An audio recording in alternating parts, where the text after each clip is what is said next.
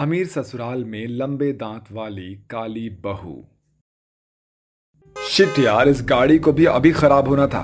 मुझे वैसे भी ऑफिस पहुंचने में लेट हो रहा है, ऊपर से ये गाड़ी भी खराब हो गई। अब तो एक ही ऑप्शन बचा है मेरे पास, पैदल जाने का। रोहित की आज एक बहुत इंपॉर्टेंट मीटिंग होती है, इसलिए रोहित पैदल ही ऑफिस के लिए निकल जाता है। रोहित को ठीक तरह से रोड क्रॉस करना नहीं आता था, इसलिए रोहित रोड के बीचों बीच जाकर फंस जाता है। रोहित के आगे पीछे से गाड़ियां जा रही होती है। इसे देखकर रोहित घबराने लगता है और मन ही मन सोचता है, हे भगवान, मैं क्या करूं? ये रोड कैसे क्रॉस करूं? अगर थोड़ी देर और यहाँ पर खड़ा हुआ तो मैं तो भगवान को प्यारा हो जाऊंगा। रोहित इतना बोल ही रहा होता है कि तभी वो देखता है कि उसकी तरफ एक ट्रक तेजी से आ रहा है। रोहित को कुछ भी समझ में नहीं आ रहा होता है।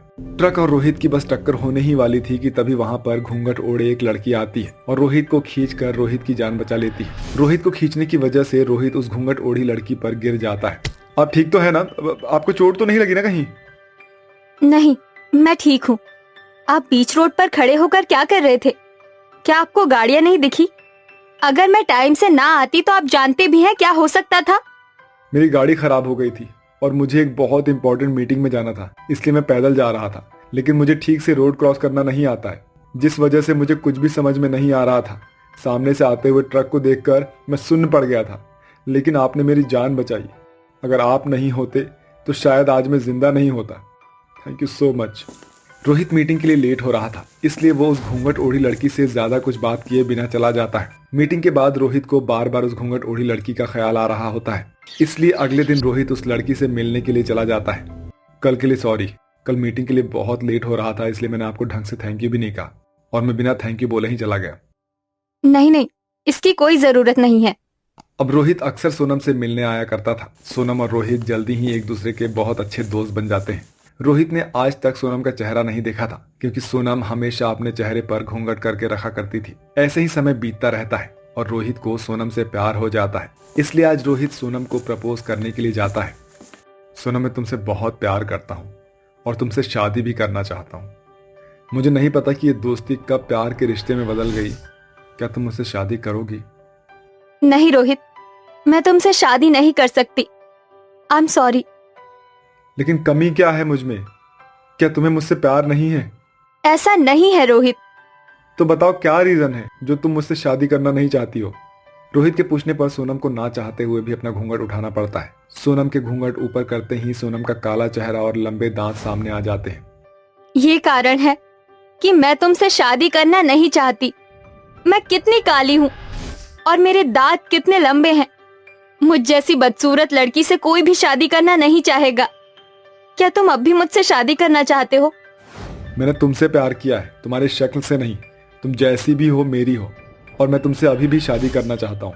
रोहित की बात सुनकर सोनम रोने लगती है और रोहित को गले से लगा लेती है, जिसके बाद रोहित और सोनम एक मंदिर में जाकर शादी कर लेते हैं। रोहित शादी के बाद सोनम को अपने घर लेकर आता है, जिसके बाद रोहित सोनम के बारे में अपनी माँ जानकी और बहन अभिषा को बताता है। जानकी और अभिषा जैसे ही सोनम को देखते हैं वैसे ही वो दोनों बहुत हैरान हो जाते हैं। रोहित, तू इस लड़की को मेरे घर की बहू बनाकर लाया है। तुझे पूरी दुनिया में इस बदसूरत लड़की के अलावा कोई और लड़की नहीं मिली शादी करने को। जरा देख तो सही, इसका रंग कितना काला है और इसके ये लंबे दांत। इसे तो देखकर कोई चुड़ैल भी डर जाएगी। छी भैया, इस लड़की से शादी करने से अच्छा तो आप कुंवारे ही रह जाते। कितनी गंदी है। इस लड़की की तरफ तो मेरा देखने का भी मन नहीं कर रहा है। अगर किसी को भी पता चल गया कि मेरी बहू ऐसी दिखती है तो सब मेरा मजाक उड़ाएंगे। इसे तू जहाँ से भी लाया है वहीं छोड़ा। माँ अलीशा, सोनम मेरी पत्नी है और इस घर की बहू। अगर सोनम इस घर में नहीं रहेगी तो मैं भी इस घर में नहीं रहूंगा। मैं भी इस घर को छोड़कर हमेशा हमेशा के लिए चला जाऊंगा। अपने इकलौते बेटे की घर छोड़ने की धमकी सुनकर जानकी डर जाती है, जिसके बाद जानकी को ना चाहते हुए भी रोहित की शादी को मंजूर करना पड़ता है। लेकिन जानकी अभिषा सोनम को उसके काले रंग और लंबे दांत की वजह से बिल्कुल पसंद नहीं करते हैं। उससे हमेशा घर के सारे काम करवाते हैं और ताने भी देते हैं। अबे ओ लंबे दांतों वाली काली चुड़ैल, जा हमारे लिए चाय बना कर ला। माँ, इसकी शक्ल देखकर तो मुझे बहुत डर लगता है। ऐसा लगता है कि सामने कोई चुड़ैल खड़ी हो। क्या करूं बेटा, मैं भी मजबूर हूँ। ना जाने इस चुड़ैल ने मेरे बेटे पर क्या जादू कर दिया है। अगर इसे मैंने घर से निकाल दिया तो रोहित भी घर छोड़ देगा। अब तू यहाँ खड़ी खड़ी क्या देख रही है? जा, जाकर चाय बना। अपनी सास और ननद की ऐसी बातें सुनकर सोनम की आंखों में आंसू आ जाते हैं, जिसके बाद सोनम कमरे में जाकर रोने लगती है। दूर खड़ा रोहित सारी बातें सुन लेता है। अपनी पत्नी के साथ इतना बुरा बर्ताव देखकर रोहित को बहुत बुरा लगता है। ऐसे ही समय बीतता रहता है और एक दिन अभिषा को देखने के लिए रिश्ते वाले आने वाले होते हैं। सुन काली चुड़ैल, मेरी बेटी को देखने के लिए रिश्ते वाले आ रहे हैं, तो तू भूल कर भी उनके सामने मत आ जाइयो, वरना वो लोग डर के भाग जाएंगे। अगर तू गलती से भी नजर आई तो तेरे साथ क्या होगा तो सोच भी नहीं सकती, समझी?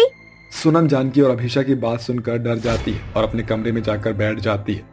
थोड़ी देर में रिश्ते वाले आते हैं और अभिषा को पसंद करके चले जाते हैं। रोहित को ये सब होता हुआ देखकर बहुत बुरा लगता है, इसलिए अब रोहित सोनम के लिए कुछ करना चाहता था। रोहित सोनम को एक डेंटिस्ट के पास लेकर जाता है, जहां डेंटिस्ट सोनम के लंबे दांतों को ठीक कर देता है। जिसके बाद रोहित सोनम को सैलून लेकर जाता है, जहां सोनम का बहुत अच्छा ब्यूटी ट्रीटमेंट किया जाता है। दांतों के ठीक होने के बाद और ब्यूटी ट्रीटमेंट के बाद सोनम बहुत ज्यादा सुंदर लगती है। जिसके बाद रोहित सोनम को घर लेकर आता है। अरे वाह रोहित बेटा, ये इतनी सुंदर लड़की कौन है? क्या तूने उस कल्लू माई को छोड़ दिया? ये लड़की कोई और नहीं बल्कि सोनम है माँ। लेकिन ये इतनी सुंदर कैसे हो गई? इसका काला रंग और लंबे दांत कहाँ गए? माँ, आज के जमाने में ऐसी क्या चीज है जो हम चाहें और वो पूरा ना हो सके?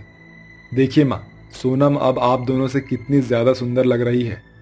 रोहित की बात सुनकर जानकी और अभिषा मुंह बना लेती है। ऐसे ही कुछ दिन बीत जाते हैं। एक दिन अभिषा सीढ़ियों से नीचे उतर रही होती है कि तभी अभिषा का पैर फिसल जाता है और नीचे गिरने की वजह से अभिषा के सामने के 2 दांत टूट जाते हैं। जब ये बात अभिषा के होने वाले ससुराल वालों को पता चलती है तो वो ये सब देखकर अभिषा से रिश्ता तोड़ देते हैं, जिसे देखकर अभिषा को बहुत रोना आता है। देखा अभिषा, ये सब तुम्हारे किए कर्मों का ही फल है।